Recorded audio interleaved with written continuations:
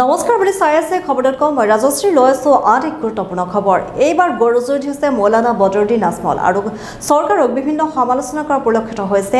RSSৰ চৰকাৰ আখ্যা দিছে অসম চৰকাৰক আৰু যিহেতুকে নামাজ বিৰতি বিলুপ্তিক লৈ বিভিন্ন প্ৰতিক্ৰিয়া অব্যাহত আছে একাংশৰ মাজত আৰু সেই সন্দৰ্ভত এতিয়া প্ৰতিক্ৰিয়া ব্যক্ত কৰিছে মৌলানা বদৰুদ্দিন আজমলে আৰু বিভিন্ন আচলতে মন্তব্য কৰিছে। চৰকাৰ আহিব যাব সদায়তো তেওঁলোক নাথাকে এনেধৰণে মন্তব্য কৰিছে আৰু কৈছে যে আচলতে মুছলমানসকলে কিয় প্ৰতিটো ক্ষেত্ৰতে পাৰ্মিশ্যন ল'ব লাগে। আমি এই সন্দৰ্ভত সবিশেষ জনাই যাম খবৰ.com দৰ্শকক।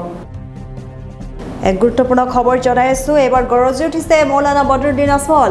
আজি সমগ্ৰ অসমবাসীক এটা চিন্তা দিয়াৰ বাবে বহি আছো বুলি মন্তব্য আৰু কৈছে মোৰ দুখ লাগিছে, এনেকুৱা নহয় যে মুছলমান হিচাপে মই প্ৰতিবাদ কৰি আছো। সকলো দিশৰ পৰা চৰকাৰে মুছলমানক বঞ্চনা কৰি আহিছে বুলি তেওঁ অভিযোগ উত্থাপিত কৰিছে আৰু আমাৰ অসমত RSSৰ চৰকাৰ চলি আছে বুলি মন্তব্য। চৰকাৰ আহিব যাব কোনেও ভাবিব নালাগে আমি চিৰস্থায়ী বুলি।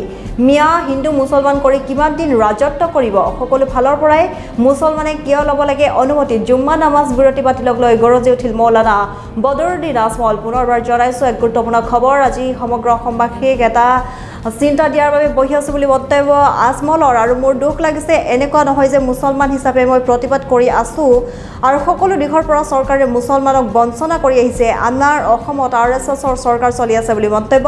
চৰকাৰ আহিব যাব কোনেও ভাবিব নালাগে আমিয়ে চিৰস্থায়ী বুলি। মিয়া হিন্দু মুছলমান কৰি কিমান দিন ৰাজত্ব কৰিব, সকলো ফালৰ পৰাই মুছলমানে কিয় ল'ব লাগে অনুমতি। জুম্মা নামাজ বিৰতি বাতিলক লৈ গৰজি উঠিল মৌলানা বদৰুদ্দিন আজমল। এই সন্দৰ্ভত আছে মন্তব্য, আমি আগবঢ়াইছো মন্তব্য। মই আজি গোটেই অসমবাসী এটা চিন্তা দিয়াৰ কাৰণে বহি আছো আপোনালোকৰ সন্মুখত। মোৰ দুখ লাগিছে, এনেকুৱা নহয় যে মুছলমান হিচাপে মই প্ৰটেষ্ট কৰি আছো।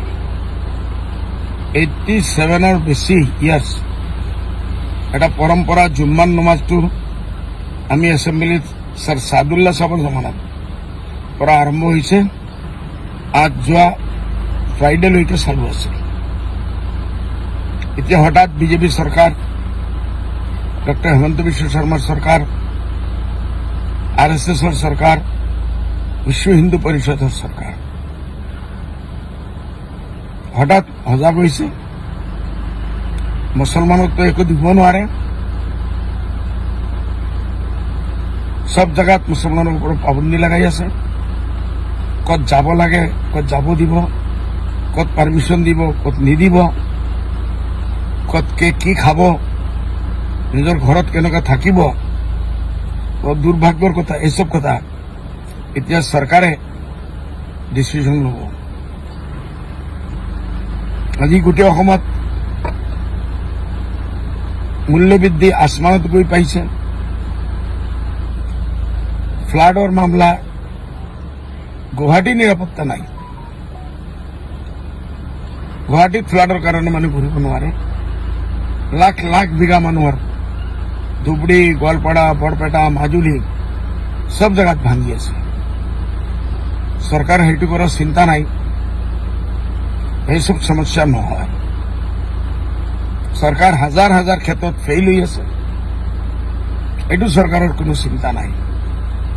জুম্মাৰ নামাজ বন্ধ হ'ব লাগে, এইটোৱেই আমাৰ সবচে ডাঙৰ সমস্যা অসমৰ, ভাৰতবৰ্ষৰ। কিন্তু দিল্লীত বিজেপি চৰকাৰ, UPত বিজেপি চৰকাৰ, আমাৰ অসমত RSS চৰকাৰ। এইটোতো এক না একদিন বন্ধ কৰিব আমি জানো। আমি আমাৰ মুছলমানসকলক এটাই আহ্বান দিম, আপোনালোকে এইটো লৈ হৈ হাল্লা কৰিব নালাগে। আৰু বেছি দিন নাই, এই চৰকাৰটো যাব,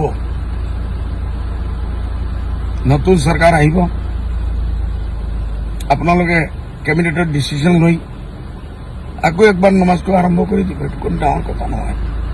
চৰকাৰ আহি আছে, গৈ আছে, আহিব যাব। কোনো চৰকাৰে ভাবিব নালাগে যে আমি চিৰস্থায়ী আহি পাইছো। দিন বদিন ৰুলিং পাৰ্টিৰ পজিশ্যনটো বেয়া হৈ আছে। ভিতৰুৱা কেছকাল আৰু বহুত প্ৰব্লেম চলি আছে। চৰকাৰে যোৰহাট যাব নোৱাৰিব, মিয়াসকলে কাম কৰিব নোৱাৰিব, আমি বন্ধ কৰি দিম, অমুক এৰিয়াত যাব পাৰিব, অমুক এৰিয়াত যাব নোৱাৰিব। এইটো গোটেই অসমত এটা ডাঙৰ দাঙ্গা ফাসাদৰ লাইনে মুখ্যমন্ত্ৰী হিচাপে লৈ গৈ আছে।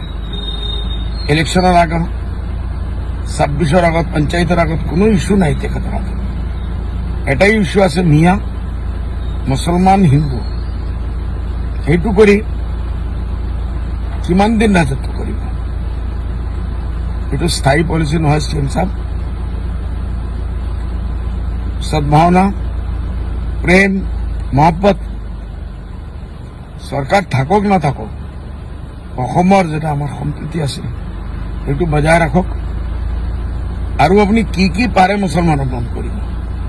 আমি জানো লিষ্ট আছে আপোনাৰ RSSৰ, নাগপুৰৰ পৰা আহে, এইটো বন্ধ কৰা, সেইটো বন্ধ কৰা, সেইটো আপুনি কৰিব বাধ্য। যেনে CM থাকিবলৈ আপুনি এইটো কৰিবই লাগিব।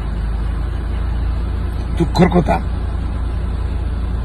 ডাঙৰ ডাঙৰ সমস্যা আমাৰ সমস্যা আছে, ইছ্যুজ আছে, সেইটো চৰকাৰে বন্ধ কৰিব নোৱাৰে। খালি জুম্মান নমাজৰ সবচে ডাঙৰ ইছ্যু হৈ গ'ল।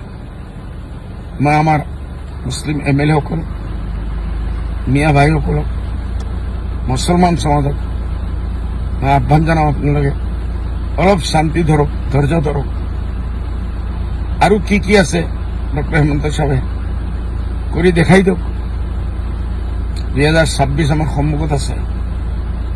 আপোনালোকে সেই টাইমত পলিটিকেলি এইটো কি উত্তৰ দিব লাগে আপোনালোকে দিব, মোৰ আশা আছে। এতিয়ালৈকে আপোনালোকে অসমত শান্তি ৰাখিব, এইটো লৈ হাল হুলস্থুল নকৰিব।